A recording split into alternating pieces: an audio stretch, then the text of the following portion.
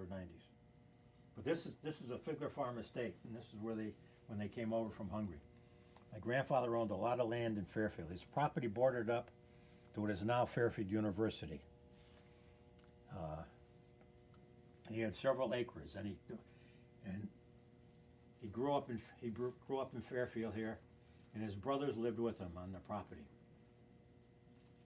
The property that he had orchards, he had chickens, he had barns and whatnot, and he had a lot of apple orchards.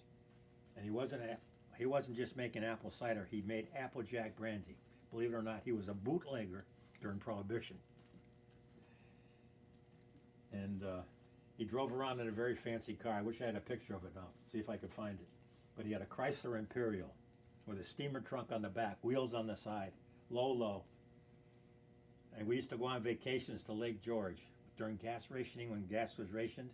And he had an extra AAA card because of his arthritis. And he used to go to Saratoga Springs, and he'd drop my mother and father off and my sister and brother at Lake George.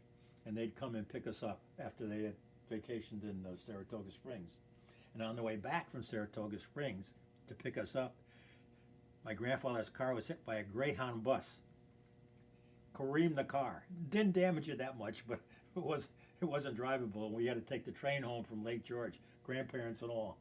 But just to let you know the structure of the car.